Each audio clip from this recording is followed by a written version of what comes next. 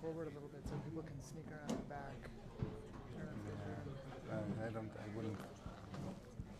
wouldn't start the moving thing there. Well, I can zoom it in now.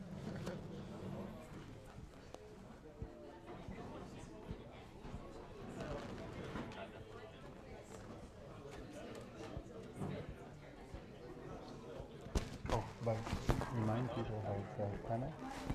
So it's going to look a bit self-serving, is that all right?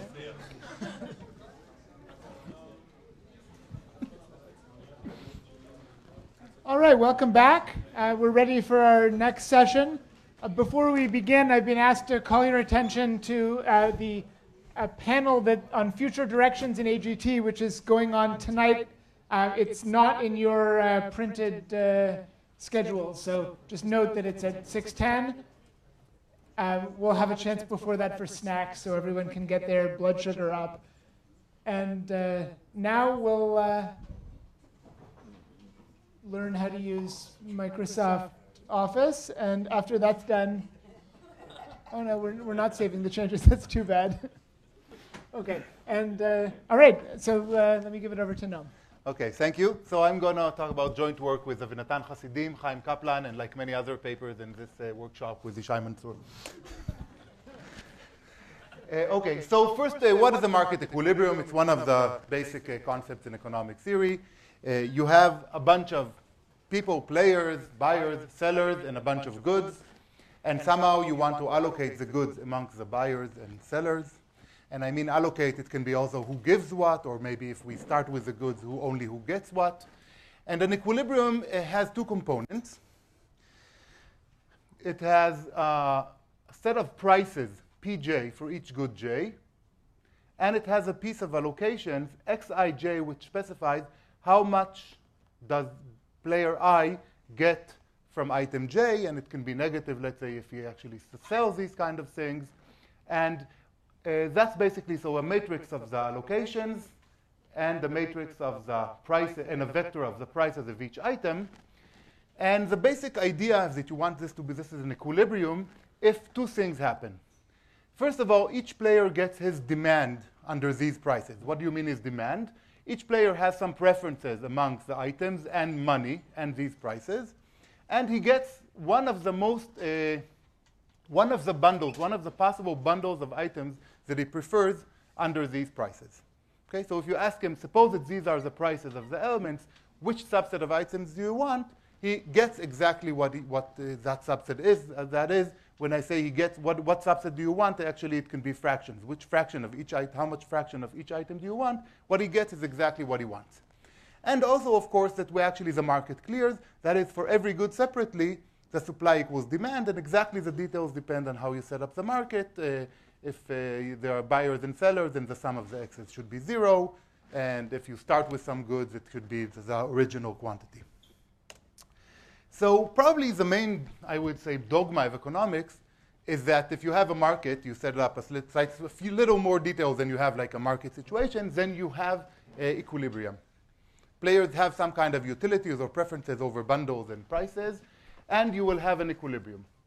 This thing, which is a dogma, which is the way economists think of the world, in a market situation you will reach an equilibrium, is actually a theorem under a significant assumption of convexity. And of course, there are many different types of theorem according to many assumptions on the exact setting. But basically, an economist would think, oh yeah, well, if you have a market situation, somehow, and without even specifying the exact mechanism, we'll reach an equilibrium. And that's the nice thing about an equilibrium, that you don't need to think of how you get it even. And the second part of, I would say, economic dogma is that the market equilibrium, once you get it, gives you an efficient allocation. Again. And this is so-called the first welfare theorem. And as opposed to the previous part, that an equilibrium exists, which really used convexity, and is usually a pretty sophisticated theorem using Brouwer fixed point or something like that, this is actually a very easy theorem always. It's like the easy part of duality. If you have an equilibrium, it's almost always efficient, and that's always easy to show, and it's very robust. And the question is, so economists don't consider, I would say, usually the convexity is a big assumption. somehow they bury it under the cover, the rug or something like that. But at least from the point of view of a computer scientist, we're thinking of the goods as discrete. So the xij's cannot be 0.73, but must be 0 or 1. And then this immediately kills convexity. And indeed, in the most natural instances we were interested in, you do not have equilibrium in markets. And then the question, then what happens? Okay, so the point is, when I'm thinking, when an economist thinks about a market, he thinks that the market will reach equilibrium. If you put it in the world, in some sense, what will happen in the world will be close to what an equilibrium says it will be. And my question is, what will happen in this very imprecise sense when we don't have convexity? Well, for example, we have discrete items. So to try to, one approach to attacking this question, these type of questions, we're going to actually look at a very simple market of the type we're talking about. And this is like a one-sided market. It's actually one seller is selling a bunch of items to n bidders, which are quasi-linear. Basically, they have a valuation function. Each bidder has a valuation vi specifying how much he likes each possible subset of the items. So again, the allocation here is completely discrete. You either get an item or you don't get it. Items are indivisible. And basically each guy here has a valuation for only getting it. Again, the supply of each item is 1. You have one of this guy, one of these guys, and one of these guys. And the question is what will happen. And the equilibrium in this situation is called the Walrasian equilibrium. Basically, you need to put prices on the items and decide who gets which items. So for example, if I somehow summarize the valuation of these players by this table, how much he likes one item, how much he likes 2 items, how much he's willing to pay, and I didn't even bother writing how much he likes 3 items just because to keep the thing simple. And by the way, these are symmetric, so it seems that this guy does not care which one of the items he gets as long as he gets 1. But in general, we could say, oh, I like this item 7, I like this item 8. And I like both of them 75. So for example, in this example, if these are the numbers, one can see that, for example, these are going to be equilibrium prices, where this guy gets 2 items and this guy gets 1 item. Okay? And this is an equilibrium.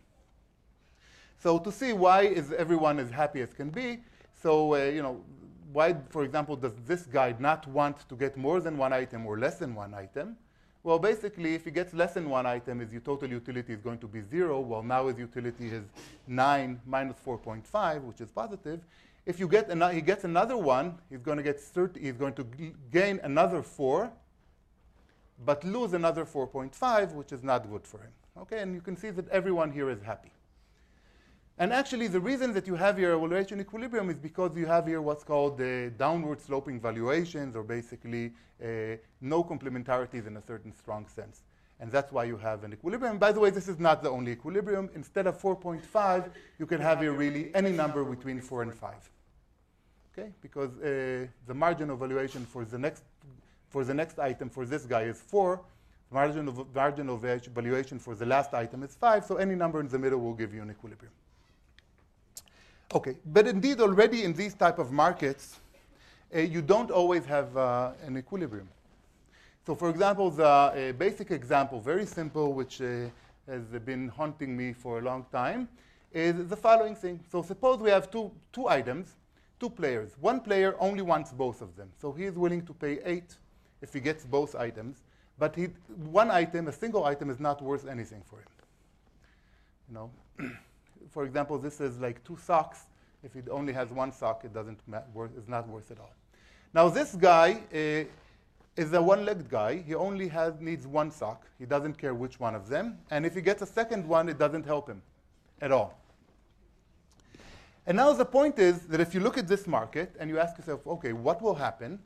There is no equilibrium here of prices. So how can we see that there is no equilibrium here? So let's see, there are 2 possibilities, basically. Either the AND guy gets both items. If he wins both items, we're going to have some prices on these things that sum up to at most 8, because he's not willing to buy both of them for more than 8. So one of these items is going to have price less than 4, or at most 4. But this OR item will want to get 1 item for 4. So he will not be happy. So if the AND guy gets both of them, the OR guys will be jealous and will not be getting his optimal demand under these prices. Conversely, suppose that the OR guy gets one of these items at least. Well, the other item must have price 0 because it's worth nothing. Its marginal valuation is nothing both for the OR player and the AND player. So one item must have price 0, in which case the OR guy will want to switch to the other item, unless both of them are priced at 0, in which case the AND will be jealous. Okay? So it's easy to see that there is no equilibrium in this situation. And the question is, so what will happen in this situation?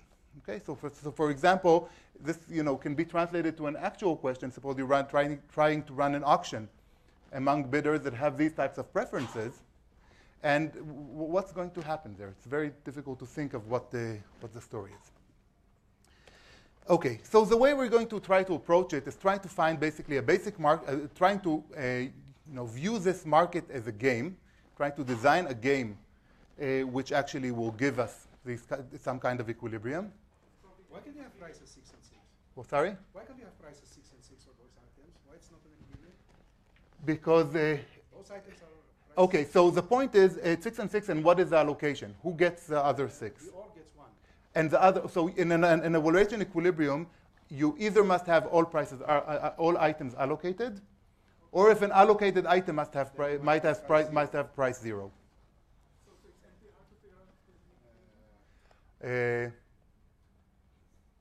I don't know. I'm not sure. Probably, but I'm not sure. The definition is that demand equals supply. That's a consequence for the continuous model. It's not a definition. The price must be 0. So I think maybe I'm mistaken because I have to. No, I mean you always can put price infinity on all the items, and then everyone will be happy by not getting anything. No, 6 is not infinity. No, but you but just make it large. Okay. It's part of the definition. You either allocate everything or unallocated things must have price 0. Otherwise, it's avoid the equilibrium definition. Okay, so we're going to view it as the following type of game. And the game is so there are these items. Each person goes to the market and bids separately for each item. Okay, so player I says, I'm willing to pay Bij if you give me item J. That's it. That's what you go. Basically, you go to the market, say, oh, I'll give you $5 for this cucumber. And you either get it or not.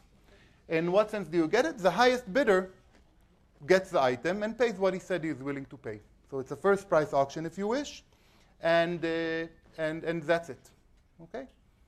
So obviously, this is a very simple way to set up, if you wish, a game, which is a market. Now, this is a game because the utility goes like this. Every person comes with his vector of bids, one bid for each type of item. And then for each item separately, we see which is the largest bid. And we give him the item, and he pays what he says. And you need to define the ties. And the ties are always going to be a tricky issue, so I should mention them explicitly, although I usually prefer to ignore them. So you need to specify, let's say, from the beginning, how you handle ties exactly, let's say lexicographically or something like that. And then you get a utility, basically the value, your value of the set of items you get, minus your bids times the amount of bids you paid for them. And that's going to be a game. Okay, and an important point, very good. I skipped it for the most important line on the slide, yes. And I'm not going to do it in like an actual private value model or a Bayesian value model like an auction. This is like a complete information game. Okay, so everyone knows everything. I'm just going to look at the equilibrium of these games. This is not like an auction theory kind of setting or a mechanism design setting where you have private information. For now, I'm going to just analyze what happens where everyone knows everything. Just saying, what is going to be the equilibrium here? Okay.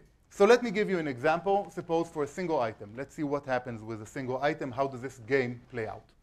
So we have the single item, and then we have 3 bidders, and I'm writing here their valuations, 8, 6, and 4. And now each one needs to put a bid on the item. The highest bidder is going to get it, and going to pay what he said. What would an equilibrium here look like? So I claim that here is one possible equilibrium. It's not the only one. So if this player and this player both bid 6, and this player bids 4, okay, that's going to be an equilibrium. And the winner is going to be the first guy. That's going to be an equilibrium. So why? So this guy with a value of 8 is willing to pay 6. The only other option is not winning. And he cannot bid anything less than 6 because then he will lose. Okay? This guy and this guy, they don't care. I mean, they're not willing to pay, none of them is willing to pay more than 6 and win.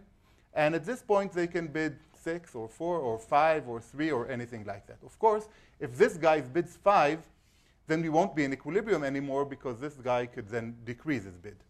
But if this guy bids 3 or 5 or 7 or 3 or 5, we don't care. So even if he bids above his value, it's still going to be in equilibrium.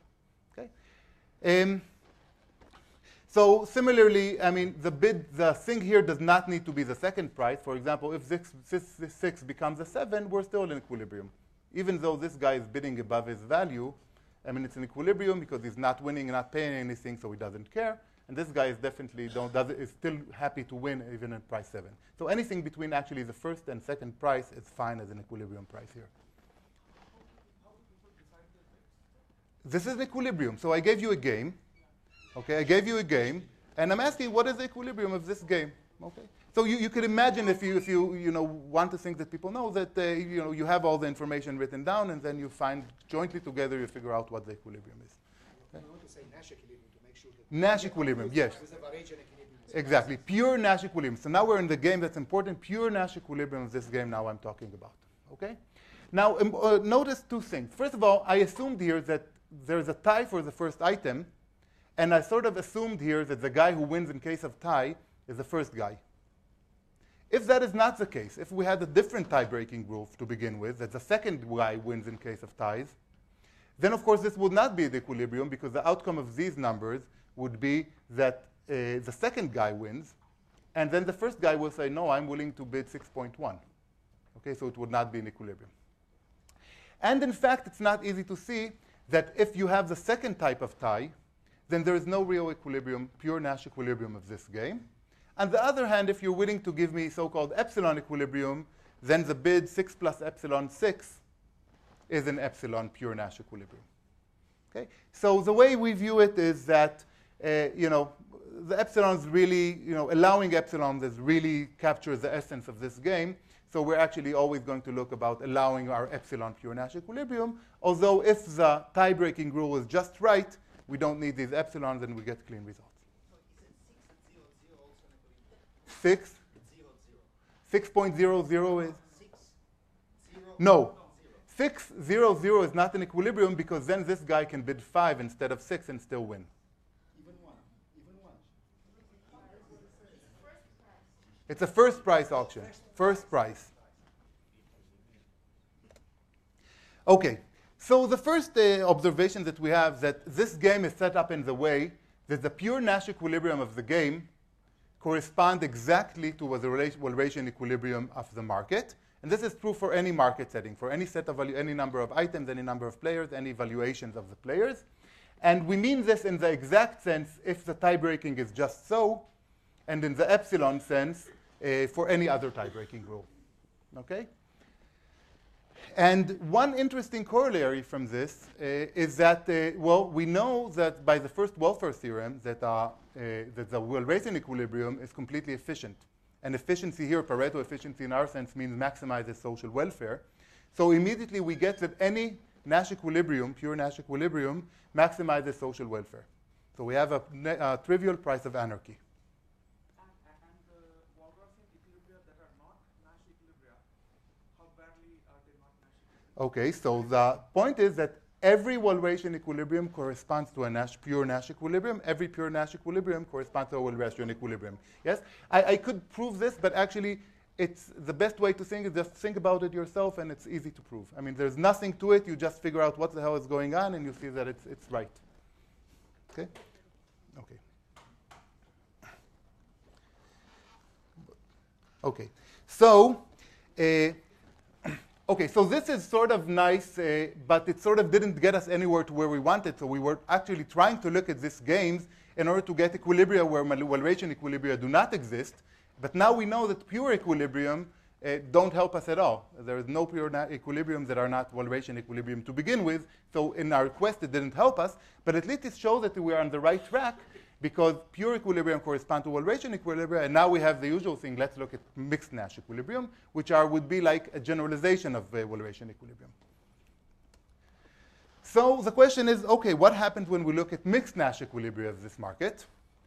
And the first question is that it's not clear that they exist. So we have a continuum of strategies, discontinuous utilities, because it ties as in we switch from one guy to another. So Nash's theorem does not imply existence.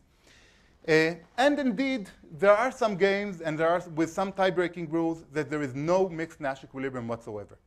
Okay? So you can have a market set up this way that does not have any mixed Nash equilibrium. However, so economists did worry a little bit, not very much, but there are a bunch of did worry a little bit about what happens with these types of games, and we managed to find one paper that actually sort of gives the general result that we want, and saying that if you set your tie-breaking rule correctly, then it's always guaranteed to have a Nash equilibrium. Now, we think that the previous trick with epsilon that we did with pure, that if you allow ourselves some epsilon error, then you always have a Nash equilibrium, should also work here, but it seems we just don't have like the measure theory to say it correctly. And hopefully someone who does understand about stochastic convergence or such can show us why this is true, but we don't know that. OK, but at least we know that in principle, I mean, for us this is good enough. We know that in principle there should be a mixed Nash equilibrium. Let's try to find them for some games. So here's a game that we can find a mixed Nash equilibrium. This is like my most weird slide. And let's go back to our AND bidder and OR bidder, OK, which did not have any Walrasian equilibrium. OK, so this guy is willing to pay now 1 for both items, just to normalize. And this guy is going to pay V for any single item, but still, even if he gets both, it's only worth V to him. And if you look at it, the case where V is less than 1/2 of what the AND player is willing to pay, you do get a Walrasian equilibrium. And the difficulty is when the OR wants more than half. So the interesting part is between 1/2 and 1, but actually you don't have a Walrasian equilibrium even if this guy is willing to pay 10, and we all know that he should get the item, a single item. But let's look at it. And so after some work, here is an equilibrium. So the game is each player bids for each item, a number for each item. Sorry? Player 2 could get both items and could pay for both items. Player 2 could, yes, definitely. If he bids 3 and 3, or I don't know, 3 and 3, then he could win both of them. Yes. Just simply every item is sold separately, no connection between them. Okay? So here's this turns out to be an equilibrium. So players AND player bids bid Y on each of these two elements, the same Y, and Y is distributed according to this distribution. Okay, and here I drew the density function of this distribution, which doesn't give you any information. The only important thing about this probability distribution is it has an atom at 0, and there is a significant probability that you actually bid 0, that the AND player bids 0. Okay? Beyond that, you bid this way. Okay? The OR player bids according to a different density function, and this is it. Game. And now they may look similar to you, but these are different functions. I mean, you can see this has a bigger belly. Okay. So now, and this turns out to be a mixed Nash equilibrium. So let me try to explain why. How do we know that this is a mixed equilibrium? This is all the way. What? No, this is a density function, not the cumulative distribution. This is the cumulative distribution. This is a density function. I can use my Wolfram alpha. Alpha. Okay. So, and I asked it to differentiate this to actually draw this number. So, okay. So, how do we know? So basically, let's see why everything here in the support, everything that this guy bids is indeed a best reply to this, and everything that what this guy does is a best reply to this. This is the beginning. So to finish the fact that this is a Nash equilibrium, we have to show that bidding other things is not better, which is I'm not going to show you, but it's true. So let's see what happens. Why is any number between 0 and 1/2 a best reply? Any number between 0 and 1/2 a best reply for the OR. So you say, let's suppose OR bids some T. How can we compute its utility? Well, the utility is a probability that is bid times you want to have here?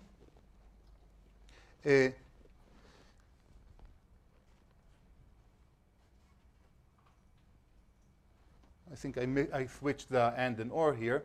But, but generally speaking, you just say the probability, what is for the and, it's very easy. The probability is that you win both of them. Winning both of them means that you're higher than the other guy's x. You have the cumulative probability for that. You multiply it by the value that you get, which is basically v minus t. Okay, because you get value of v if you get both of them, and you pay your bid, or 2 times your bid. I think I have a number. Okay, it's okay. Maybe it's okay.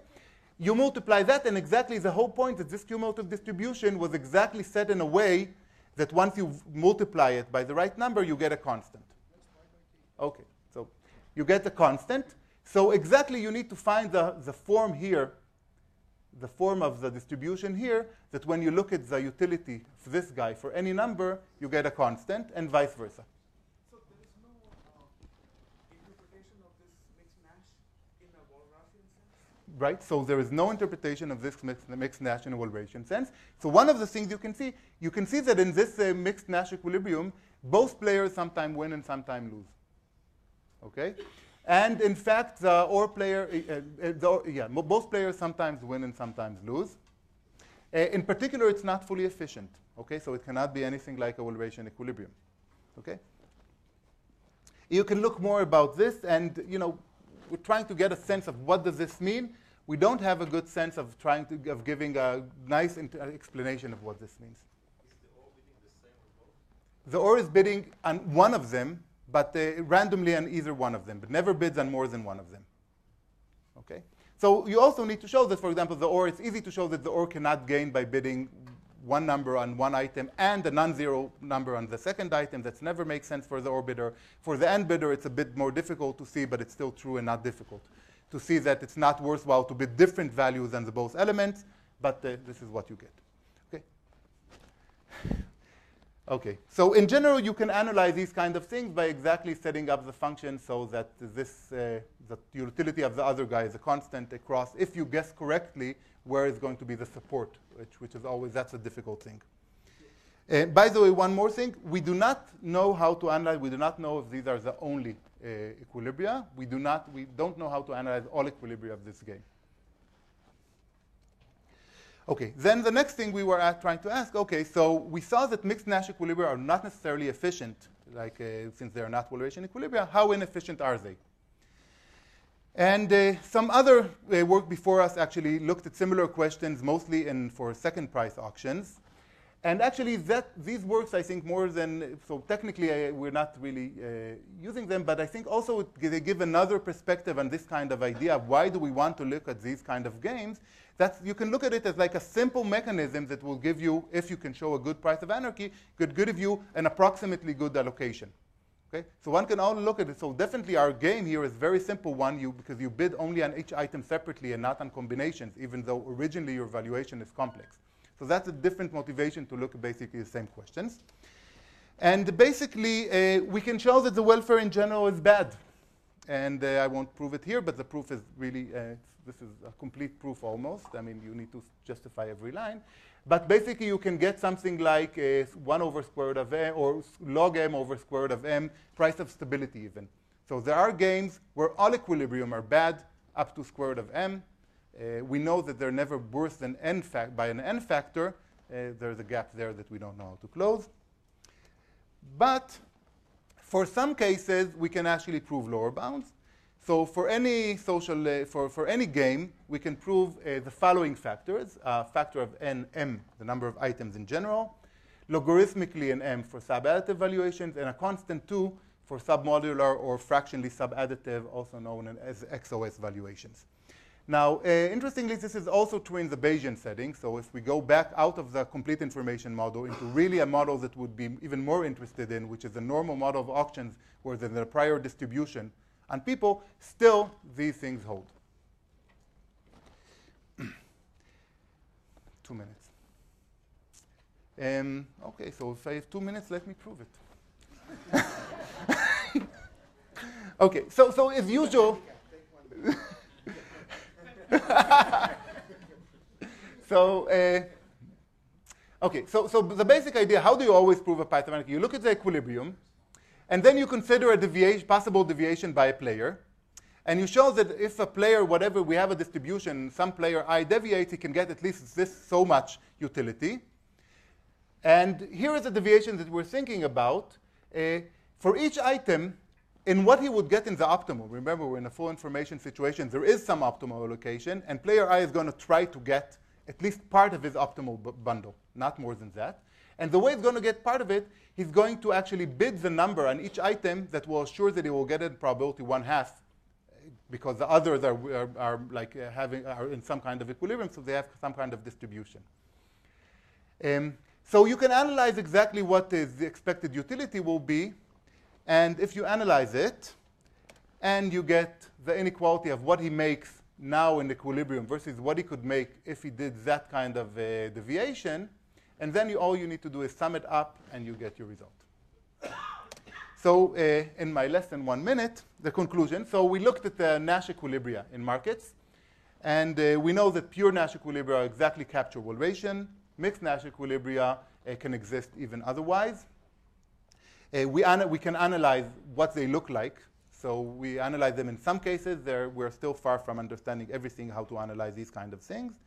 And mixed equilibria have an efficiency loss, and we have some kind of bounds on the efficiency loss. And further work. So even within our model, there are a bunch of questions which we don't know, which we simply were not able to answer. But I think more interesting is a general program. So we took a very simple market model, where it's like one-sided, really an auction more than market. And of course, more richer, more generic, Arrow de Brew kind of markets definitely make sense. We looked at the first price auction. You can think of other very simple market mechanisms, or if you're doing auction models. And of course, information, we assume complete information. Less information is better than more. Thank you.